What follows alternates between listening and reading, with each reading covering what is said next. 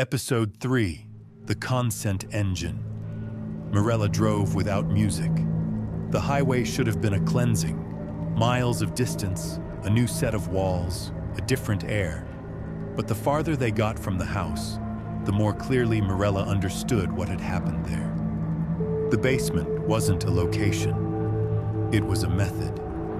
Noor sat in the passenger seat with his laptop closed, hands folded like he was trying not to touch anything. He'd barely spoken since the motel text. 6 dots, a punctuation mark pretending to be a message.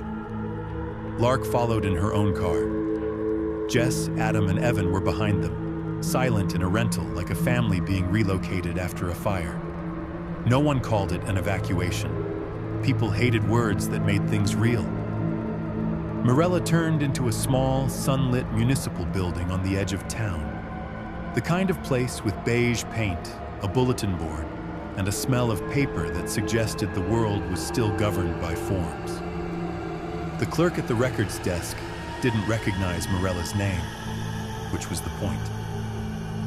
Morella had stopped making her name easy to find years ago. "I need archived property records," she said. Pre-1980, variances, renames, subdivides.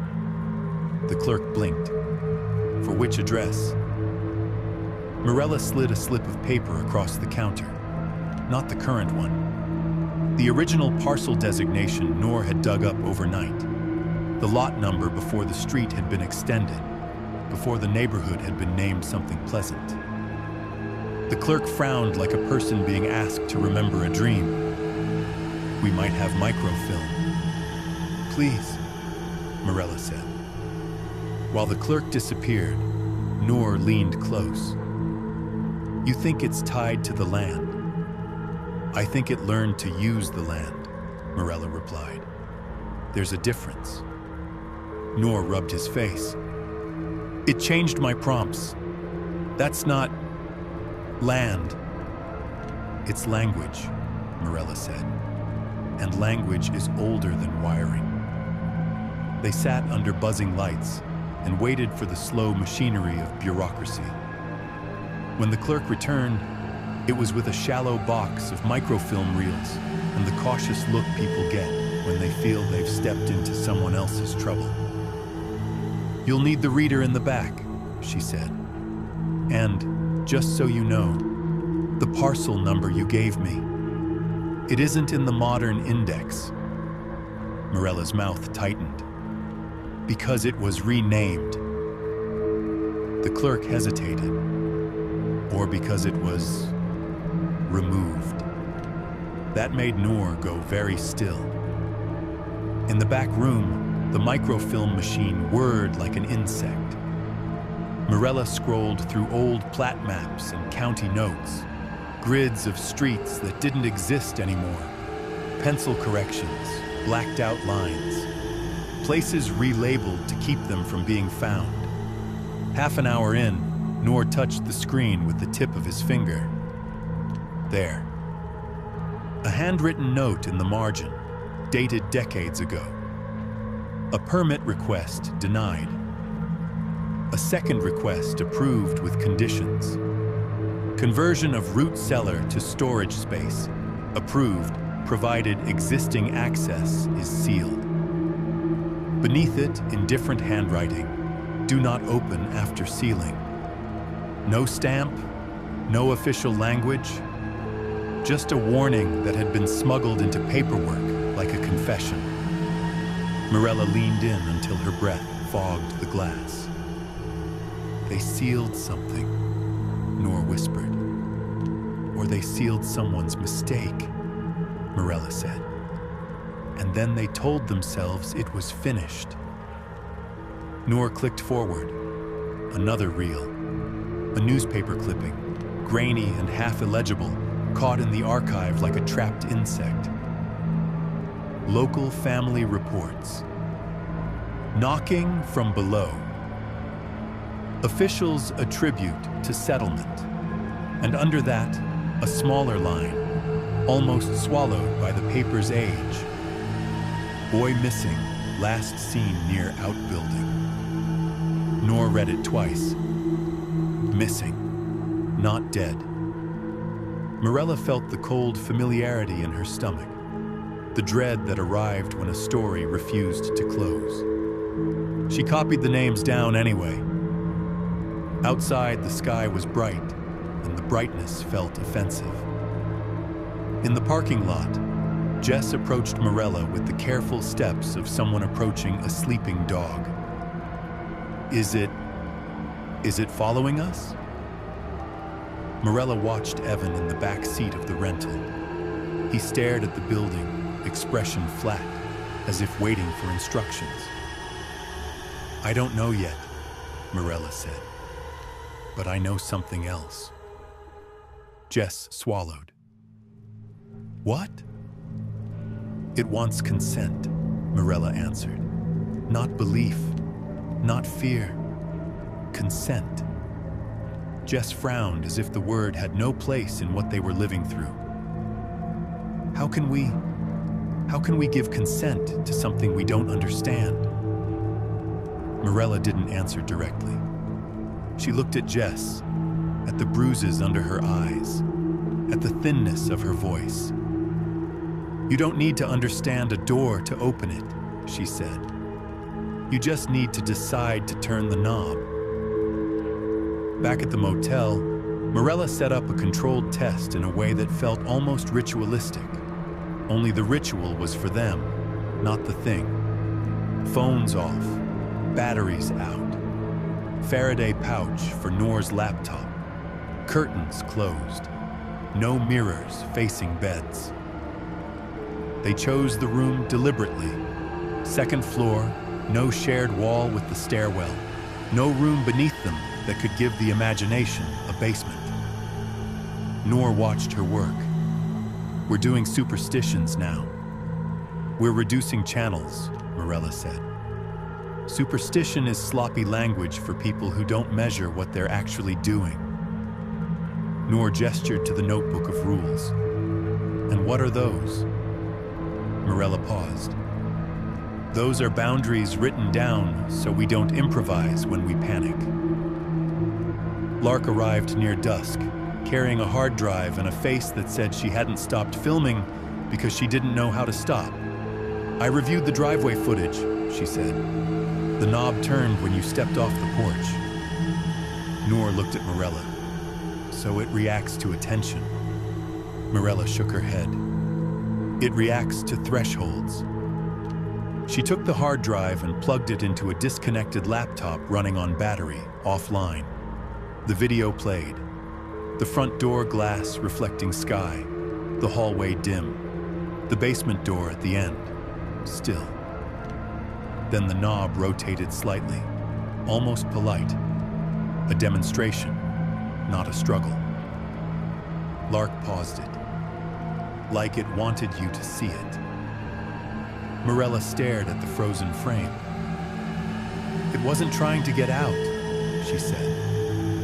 Noor frowned. What then? It was showing us what it can do without breaking rules, Morella replied. It can turn a knob. It can't or won't open the door itself. Not yet. Jess, sitting rigidly on the motel's stiff chair, whispered, Why not? Morella's voice went flat. Because then it's trespass. Noor stared at her. And if we open it, it becomes invited, Morella finished. A long silence followed.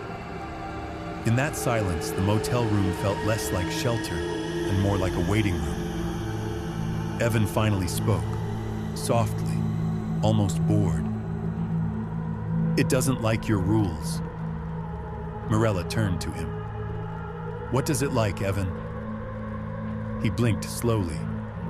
When people guess. Noor let out a short, humorless laugh. Guess what? The knocks? Evan's gaze slid to Noor. The meaning. Morella felt a chill crawl up her spine. She remembered the kitchen wall in the house. 3 knocks, pause, 3 knocks. the descending pattern like steps, the way her mind had tried to translate it before she stopped herself. Guessing was participation. Translation was collaboration. And collaboration was consent in a different suit. Morella sat down across from Evan, careful not to crowd him. "Has it given you a name?"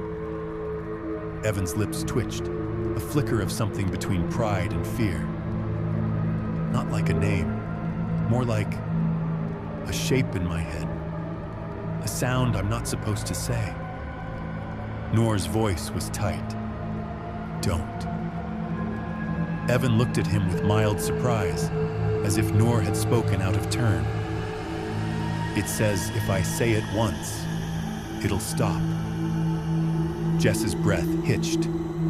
"Evan!" Morella leaned forward, voice low and even. "Has it ever kept a promise?"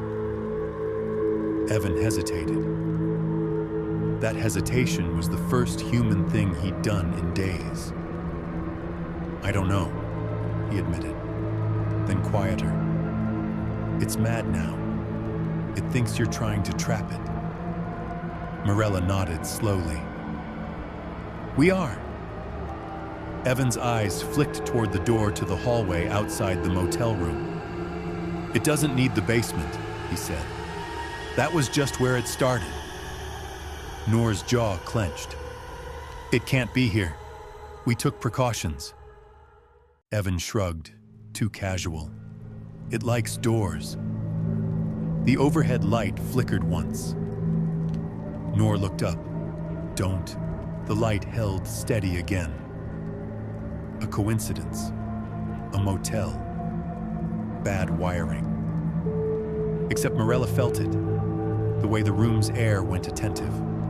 The way the sound of the ventilation shifted into that familiar low hum. The almost subsonic pressure that made thoughts feel like they weren't entirely yours. Morella stood, slow. "Everyone stay seated." She walked to the door and placed her palm against it, not on the knob. A boundary, a refusal to engage in the most obvious way. No knocks came.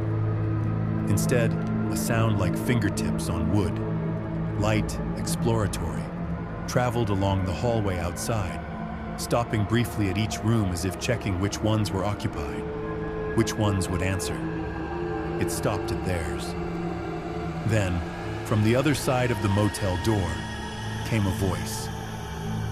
Not loud, not theatrical, not demonic. Just a voice that sounded exactly like Jess. "Evan?" it called softly. "Open up. I'm locked out." Jess made a strangled noise, half sob, half gasp. Her own voice had been stolen and handed back like bait. Noor's face went rigid. "That's not." Morella raised her hand, silencing him without looking away from the door. She kept her voice low. "Nobody moves."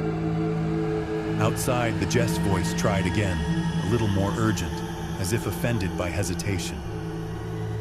"Evan, honey, it's cold out here." Evan's chair scraped. Morella snapped her gaze to him. "Don't." His eyes were wide now, frantic in a way his earlier calm hadn't been. "It sounds like her." "It wants you to make the mistake," Morella said. Jess shook her head violently, tears running. "Evan, don't open it. Don't. Please, don't." The voice outside changed. Now it sounded like Adam. "Evan, open the door." Evan's breathing sped up. He looked between them like someone being torn in half by commands. Morella understood then. The thing didn't need to get in. It was already inside the only place that mattered: decision-making. It was trying to create a moment where the family's love could be weaponized into consent. Morella took a step toward Evan, palms out. "Evan, listen to me. That voice is not your mother and not your father. It's a prompt. It's trying to turn you into the door." Evan's mouth worked soundlessly. The voice outside stopped. Silence pooled against the motel door. Heavy, waiting. Then the voice returned. Not Jess, not Adam. Something neutral. Synthetic, like the speaker in the house. "Say the name," it said calmly. Noor's nails dug into his palms. Mirella felt the old instinct in herself, the urge to answer a question, to complete a pattern, to satisfy the shape of a request. It wasn't hypnosis. It was etiquette gone rotten. When someone speaks, you reply. That was the engine. That was how it ran. Mirella spoke, carefully choosing words that refused the premise. "No," she said. The motel door handle twitched, barely, a polite demonstration. Mirella did not touch it. Beside her, Noor whispered, "It's trying to force the threshold." Mirella nodded. "It's trying to make us cross it." She turned back to the room. "Everyone in the bathroom, now. Don't speak, don't answer, don't ask questions." They moved quickly, stumbling over each other in the cramped motel space. Mirella shepherded Jess first, then Adam. Lark clutched her camera like it could make her brave. Noor grabbed Evan's arm. Evan jerked away but followed, eyes locked on the door as if he could hear instructions through it. Inside the bathroom, Mirella shut the door and clicked the lock. Another threshold, another decision. In the small tiled space, their breathing sounded too loud. Their fear had nowhere to dissipate. From the other side of the motel room, the synthetic voice spoke again, muffled through walls, but unmistakable. "Open the door." Not a demand this time, an invitation. A rule disguised as a request. Mirella stared at the bathroom doorknob and felt the world narrow to one simple fact. It didn't need strength. It didn't need keys. It needed someone to perform the action that made it allowed. She leaned close to Noor and whispered, "Do you understand now why I don't let you translate patterns?" Noor's eyes were glassy. He nodded once. Mirella's gaze shifted to Evan. "Evan," she said quietly, "it's telling you that if you say the name, it will stop." Evan swallowed. His lips parted. Mirella cut in gently but firmly.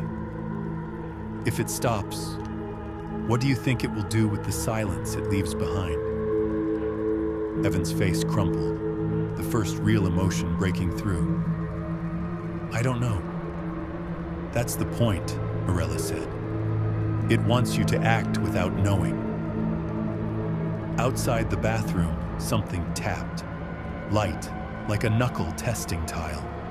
Then, very softly, as if speaking directly into Mirella's ear through the wall, the synthetic voice said one last line. "I already have your name?"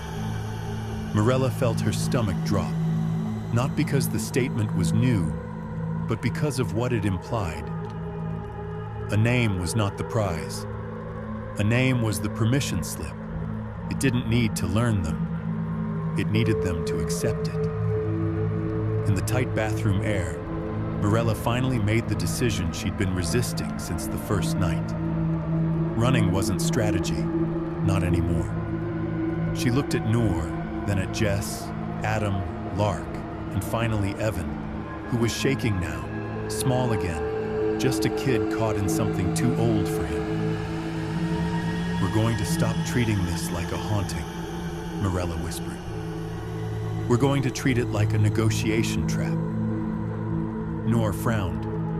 "How?" Mirella's voice was steady, but her hands had started to tremble and she didn't hide it. By refusing every prompt, by starving it of response, by making our own rules and not breaking them, even when it wears our voices. Outside, the motel room went quiet. Not gone, listening. And in that listening, Morella understood the new phase of the case. The thing had graduated from knocking. Now it was speaking. And the only way it could become real in their world was if someone answered back.